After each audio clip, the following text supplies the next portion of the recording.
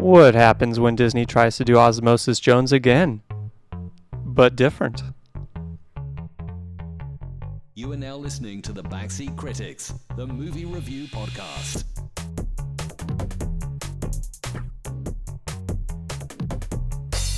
Welcome back to the Backseat Critics. My name's RJ. My name's Andrew. This is the podcast where we talk about movies, mostly Disney movies, that you should probably steer clear of.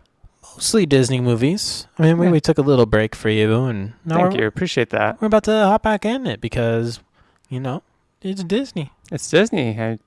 Can't turn away. No. You got to go back. I mean, Disney is like a solidified top movie company. Absolutely. They are a mega corporation. They own Fox. They own Marvel. They own ESPN. What else do they own? All I know is that they don't take away that many Academy Awards until it comes to the animation. That's about it. Mm-hmm. They might get one for Wakanda. I haven't seen that yet. I need to go back and watch that. I haven't seen it either. That's on my to watch this week. But I can see, I've seen the costumes. Costumes look sick. I could see them winning costumes in the Academy Awards this year. Or was it costume design or something like that? Something like that. I can see them winning that. So should we just dive in today? I mean, this was not the topic we wanted to start with, but now we are here. No. So we're talking about 2022's Strange World. Did it really? It did beat the buzzer, didn't it? It beat the 2023 buzzer. Mm-hmm. Just by a margin. Well, this movie takes on so many other movies. Did you notice that? I did too. I was kind of keeping track. It had kind of an Atlantis. Did you see how it started? Did that ring any bells for you? How it started with them climbing through the mountains and stuff like that? Before that, like this is the greatest explorer in the world. No. I know you've been on the Indiana Jones ride in Disneyland. Of course. There's that part where you're kind of... It's like a snake. You're snaking through this line, and they're showing you the ride, kinda, and they have John Rhys Davies and like talking to you and stuff. It was the same thing. That was the first part. I was just like, okay, so this feels like I'm going on Indiana Jones. Okay, I can see that. That's the first sign. The second sign, I think we got into there's multiple Star Wars references in there. I feel like the things on the ship. It's kind of like when they go into Empire Strikes Back, where they're... The things on the ship. Where they get swallowed by the worm and they don't even know it in Empire Strikes Back. And then they have those little creatures and they go out and try to shoot it. And then they think they're like, it's an earthquake or something. They're like, wait, this thing's too soft, whatever. Or they're like, the ground is weird. And then they like zoom out of there and they realize that they're just in a big worm. Okay. But there's like little things like flying on the ship and ruining things. Inside. That feels to me more... Because even Star Wars was a nod to Flash Gordon. So, like, OG Flash Gordon. Yeah. With Queen? No, like, black and white. Soundtrack. Oh, black and white. Okay. Even, like, the radio show or early, like, serial movies. So I kind of felt like that just all kind of lends itself there. So I actually didn't mind that. I still feel like there's some Star Wars vibes. There's some Star Wars vibes. It had kind of a diesel punk kind of vibe, which is what Star Wars borrows from. Journey to the Center of the Earth. Ever hear that movie? Absolutely. That was here, obviously. Yeah. Osmosis Jones. We're talking about diseases inside of a body. Spoiler alert, by the way. And they literally talking about Toy Story. I mean, just a second ago, they literally stole the line from Toy Story. You are a sad, strange little man. No, they didn't steal that one, but... Oh, no, I wasn't saying that. That was a personal attack. Yeah, it's not the first time. Or the last. The not today. The what? There's a line where like the kid trips over something and goes, not. And then he's like, we're going to die. And then someone comes up and grabs him and goes, not today. And that happens in like Toy Story. Before they blow up. He goes, not today. I don't know. I just feel like that's just kind of a generic line. The way they said it, though, I was just like, we are playing with Toy Story. I got serious Atlantis. Yes, I was going to... My other one was Atlantis. 100% later in the movie when the mayor of the town, or whatever you want to call it... Turns into the villain? Yeah, just for like 10 minutes or so. But yeah. Not even 10 minutes. Yeah. It was like 5 minutes at best. No, actually, no. It was like 10. Was it? 10. Yeah, because they have the whole scene about the father and son arguing on the stream out. So it was off camera, but it was there. But yeah, they have the whole like crew turn against the family. Like it had its Atlantis vibes. Didn't help with like the airship kind of has ish Atlantis vibes. A little bit. But yeah, where do you want to dive in? Well, we got to do 2-minute summary. 2-minute summary. All right, take the wheel. RJ, take the wheel. All right. So we got the greatest explorer of all time. He tries to get his son into exploring. His son says, "Nope, not today, Daddy." Daddy goes off on an expedition, goes off into the wilderness. While his son finds out about these plants, creates electricity. These electricity plants is killing the area that he lives in because he grows up in the future as a farmer. I am butchering this like crazy, but it's okay because I only got 2 minutes. And next, this guy has a son, and the son wants to not be a farmer, and basically this mayor comes up and goes, "Hey, yo, these plants are ruining something. These plants are going to die. Plants are going to die. We need them for our electricity." And then they take him down below into this wilderness, and they find out like it's all squishy. There's aliens. These aliens try to attack them, and then they realize, oh crap, this is not. We're not inside of a strange world. We're actually inside of a being. And then Bad Bear tries to go, nope, we still want the plants and electricity. And Dad, Son, and Grandpa go, no, we need to help this thing. And then they help him, and ula bula. The giant turtle is happy. And that's about it. Yeah. I think it's crazy, too. Like, at the end of the movie, they do show the planet, and it's just, that's the only land mass. Yeah. Yeah. I was just like, okay. And it's 100% a turtle. Probably. Look at the shape. You've got the head, you've got the shell. Even at the end when they're showing the comic book and they close it up and it's about like their adventures under, inside the planet, they call it Under the Shell. Wouldn't it just be a Pokemon at that point? Isn't there a Pokemon like Tortuga or something like that? Maybe. Are there kaiju Pokemon? So that was our 2-minute summary. Brought to you by RJ. Well, this time. Yes. You did a great job. Good job, buddy. Well, I think we're going to go and talk about some characters. Yeah. Oh, no, I forgot to record something for the characters. So here's something. Characters. Who are they? What are they doing? I don't know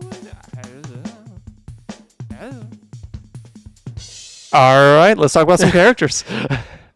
What do you got as your favorite character? I'm going to go with the little Gleep Glop.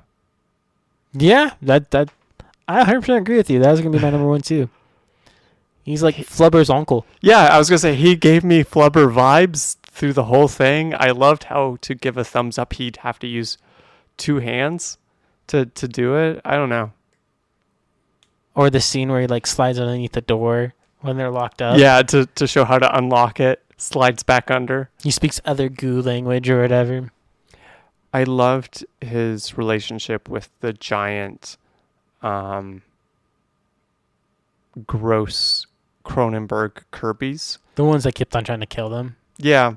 100%. Right off the bat when he takes the dad's bandana, runs off, and gives it to the giant rolling Kirby, and the Kirby's like, okay, and starts rolling back. Yeah. So, I don't know. That was my number 1. Yeah, I agree. Go for it. Number 2. Number 2, I'm gonna go with the grandpa.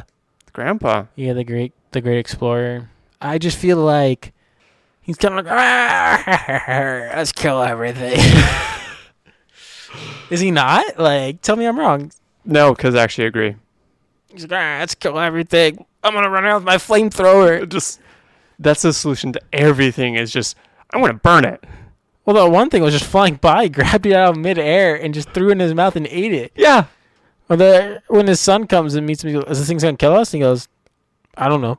Yeah, and as he's watching his son be enveloped, he's just sitting there just laughing. And it's like, okay, I'm with you on number 2. He is entertaining. Yeah. Odd that, was it Dennis Quaid played that role? No joke. They actually, I did not think that they'd actually have a higher actor in this movie. It didn't seem like it. Pulling up the cast. Sorry, Dennis Quaid. Is he really in it? That's it. Dennis Quaid. Jake Gyllenhaal was the dad. Dennis Quaid was the grandpa. Lucy Liu was the mayor. Alan Tudyk was somebody named Duffel. Yeah, he's got to be in it. But I'm not sure who he is. But I'll go ahead and I'm going to give my number 3. Okay. The original pilot. He's got one line, and he's like, hey, if you want to get off this ship, you can just leave now.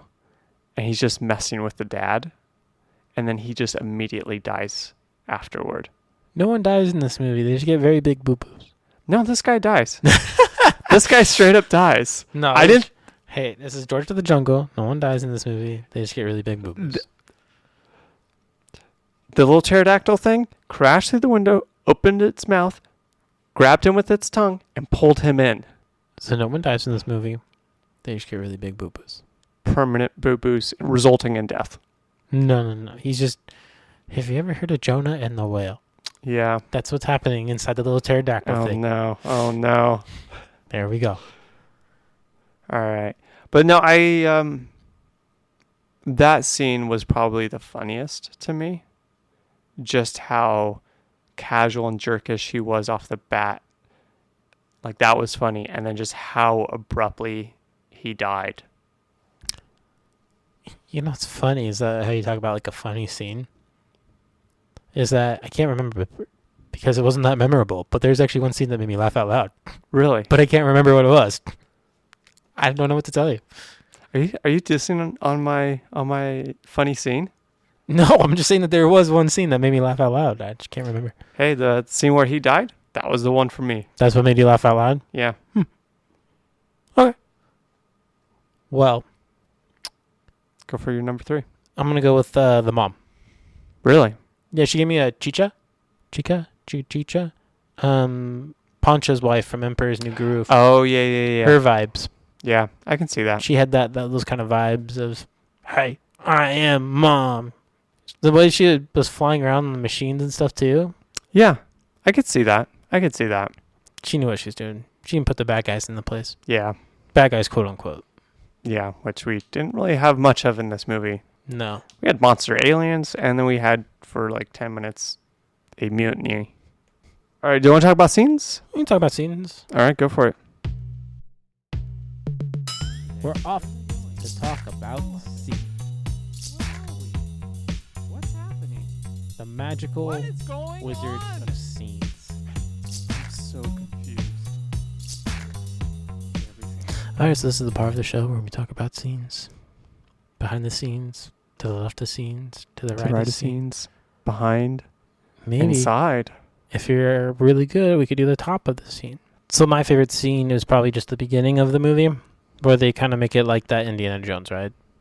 Where they do the backstory of the great adventure and then how his son got involved. Even though his son sucks at adventuring, and his dad has to say he has no interest in it. Exactly. I gotcha. It's my favorite scene. All right. My number 1 we already touched on, when the original pilot dies. Just the abruptness of him just being sucked out. Did you just like wake up this morning with somebody peeing in your Cheerios, or how did this happen? No, I found the abruptness of it just kind of funny. You're just like, that's it. I slept terribly last night. I slept for a good 9 hours last night. And this dog over here peed in my Cheerios. And you know what? I'm just going to sit down, throwing away the Cheerios, and we're just watching this movie. And then the guy dies. He's like, ha, ha, ha. Finally, someone is having a worse morning than me. No. Is that what happened? That's not at all what happened. I think that's what 100% happened.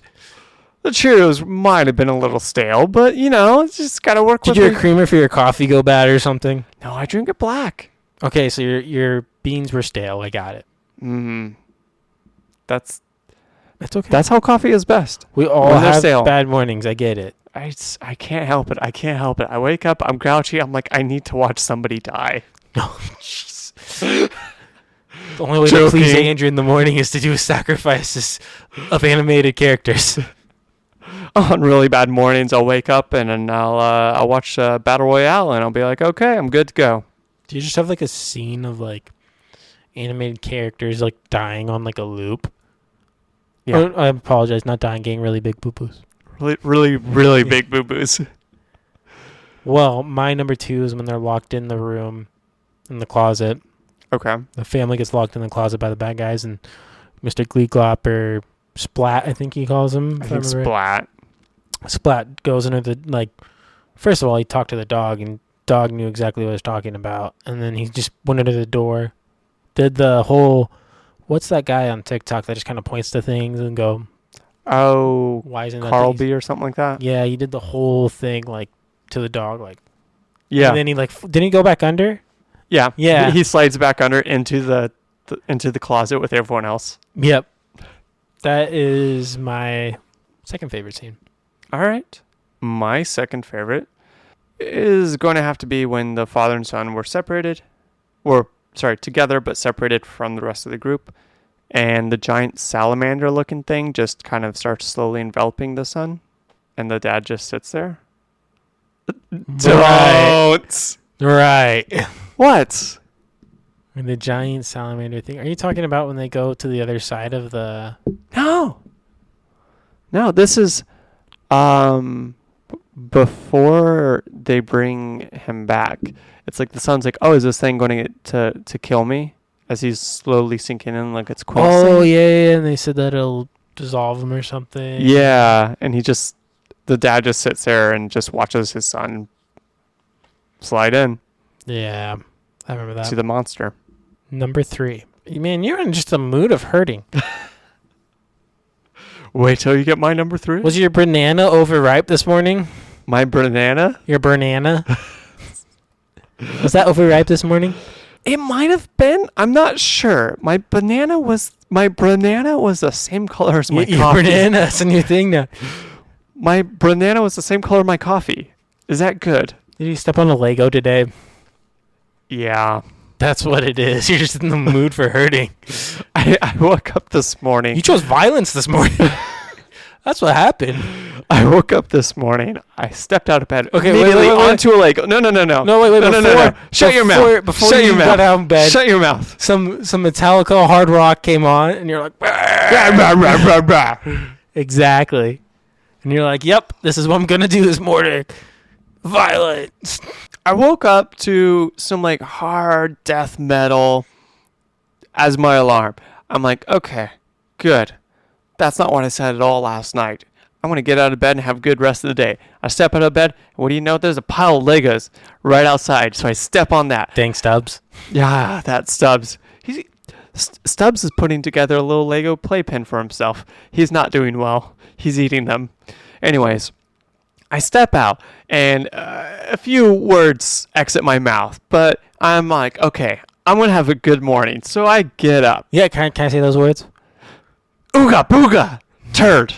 No, I think it was like, cotton honey knitting muggins. There we go. Shooting fannies.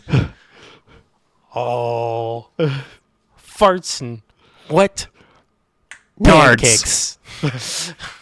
So I get up. I pour myself some delicious Cheerios. Wait. Did we get... We have to put the explicit title on this now. We done did it. Oh, there's another... We done did it. Where's the soap? So I pour myself some delicious Cheerios. And I leave for a second to get my coffee. Unfortunately, the beans are stale. So I got to work with what I got. I come back to my Cheerios. There's some water in there that's kind of yellow. I take a little sip. Immediately, I know that salty taste.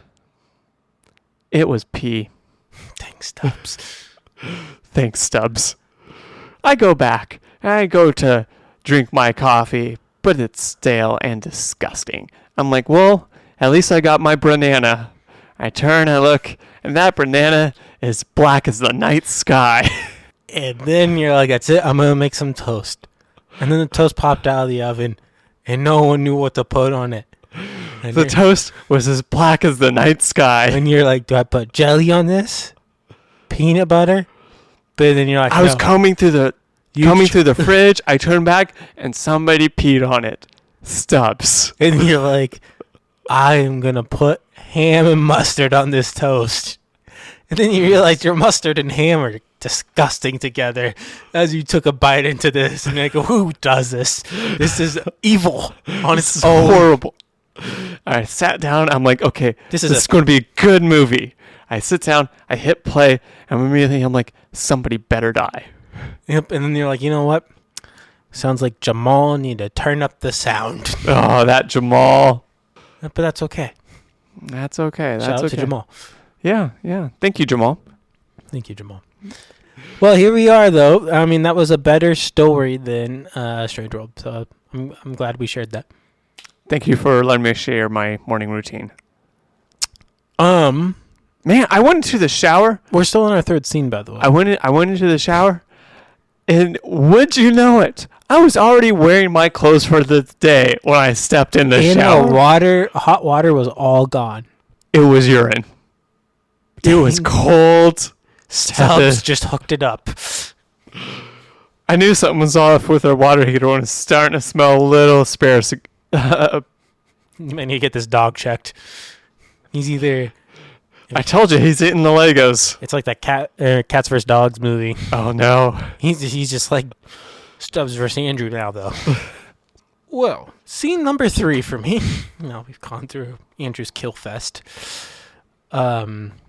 Scene number 3 for me would be the end. Well, the credits? Or what are we talking? Yeah, just the fact when, like the last second of the movie. Because, I just sat there and put my hands up in the sky. Kind of like I'm doing now. And I said, victory! I made it through this movie! And then I put them down and said, okay. And I continued on with my day. Yeah, if you haven't caught on, by the way, at this point in the podcast and how we've been talking, this movie is not good. The animation's pleasing. The animation's good. It's aesthetically appeasing. I'll say it's fine. It's fine. My number 3 scene, I'm going to go with when one of the opening scenes, this guy trying to ride a carriage and the wheel rolls off and his carriage just kind of falls apart. Okay, yeah. Yeah.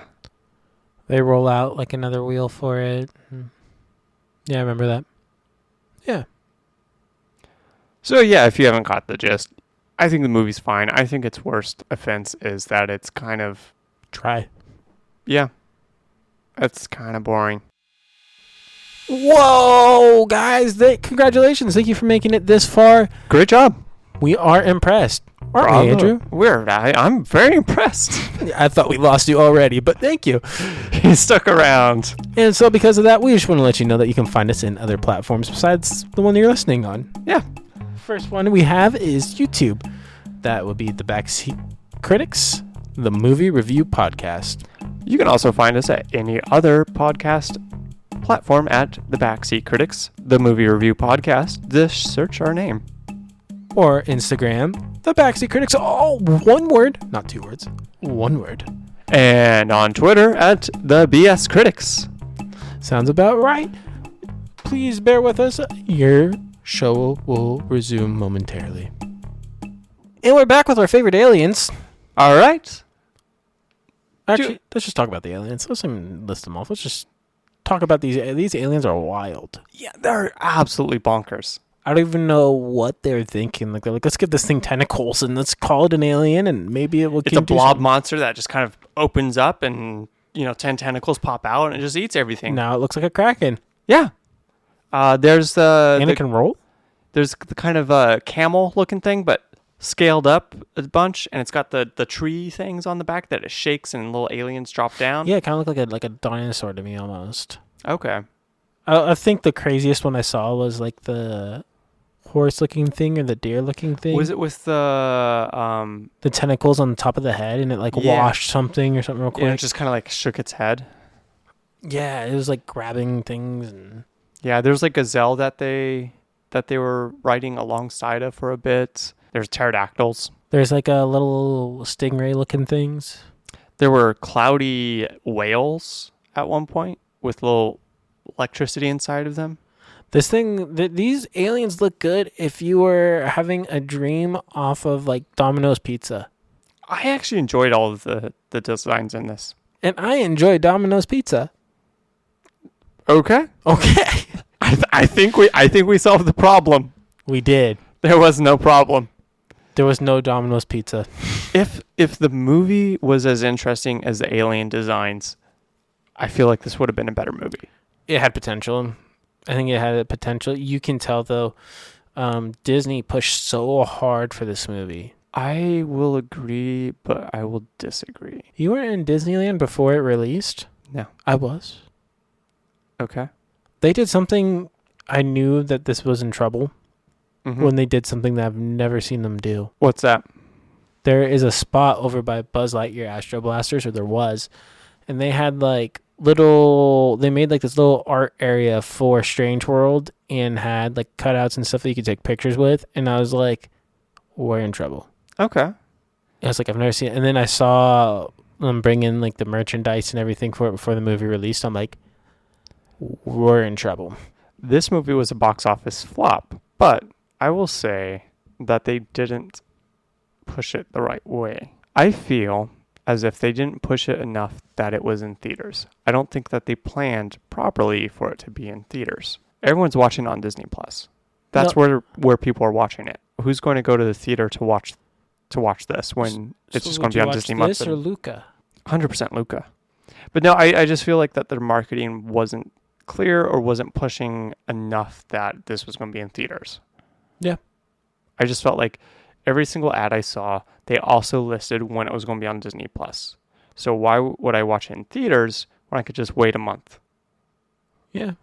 Watch it in the comfort of my own home where the only person farting up my hair is me and Jen.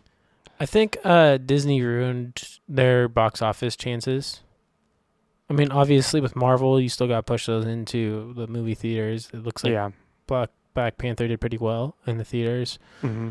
But I think when it comes to these animated movies now, people are just going to wait. There's no reason to really watch it on a big screen. It's not like I know Avatar might be a bad choice, but like it's not like Avatar where you go and see and like just watch the spectacle of the mess in front of you. It's just a cute animated movie that I'm going to throw on a smaller screen and be okay with. Well, if you got to think about it too, we're in the age period where people are not necessarily wanting to go into movie theaters anymore or as much. No. And if you have a good enough TV and a good enough sound, I think a lot of people during the shutdown during COVID bought a good enough TV, bought a good enough sound quality. And now I got all these streaming services that I can't keep up on. No. I was reading that the only like kids movies that really made a profit since 2020, since the shutdown, was Sonic and The Rise of Gru. Yeah. Do you want to talk any more about the aliens here? They're just crazy things that you would see in your dreams. If you're hallucinating, maybe. Maybe. If you ate what Andrew ate this morning with his bananas. I was happy that they weren't just humanoid things or just like an animal that we're familiar with an extra pair of antlers or something on it. They actually designed. Yeah. Like they actually designed something that was unique and different. Something that, I'll be honest, like a lot of movies that have aliens, they don't do well. They did good with them. They did good with the aliens, the designs, just the weird things that they do. Mm-hmm. You'd be like, what? It's worth watching for the aliens, I guess. Absolutely. I think we're kind of delving into saving graces and final thoughts here. What were your final thoughts? Final thoughts were, I didn't like it. On a scale, how would you rate it? 4. 4? 4 or 5. Okay. For this one, I watched it and I was like, This is the equivalent of the excitement to me was, what was it, The Greatest Christmas Present? So okay. That's kind of what it was like to me. I can be with you there. I did enjoy the animation of it. I think there's one in the very beginning where they're going through that cave. Mm-hmm. I was like, oh, this was actually done pretty well. Mm-hmm. To me, I was like, oh, besides the character, like super everything clean. else, clean, clear. It looked legit. Like actually, like I was like, is this the real cave? I don't know. I'm going to give it a 6. I thought, again, it's boring and it's trite. Like, throw it on with a kid in the room, you're gold. Throw it on just to check out some alien designs and some animation, you're gold. For Other the than that, story, no. no. Good for kids. The colors are distracting you. Probably really good for like a 2 or 3 year old. Just because of the colors, the action. Other than that, meh.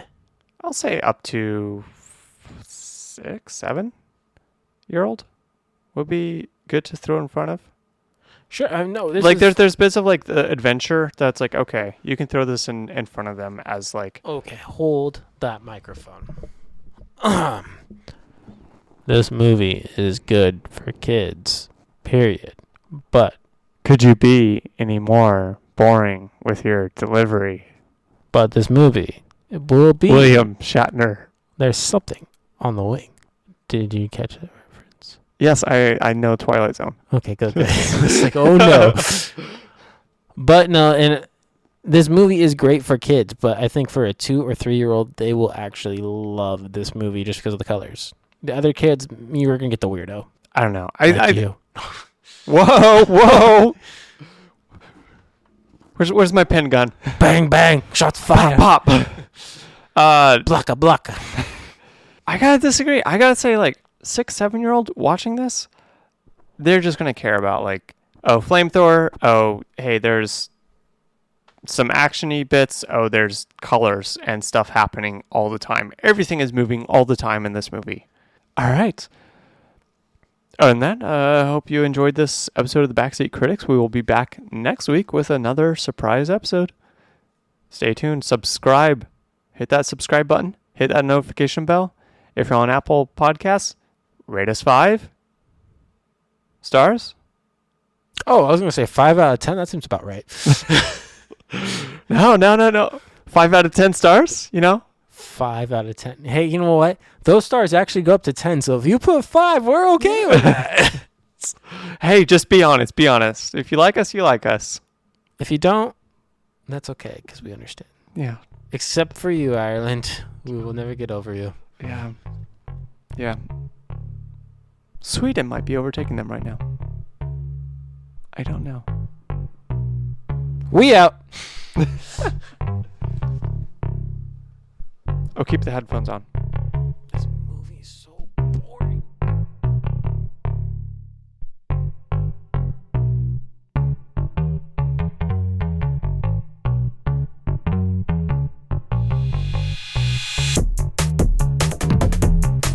You can cut that all out. Oh, yeah. Don't worry. That's just a waste of time. That we just did. Cut it all out. I was like, what is he doing?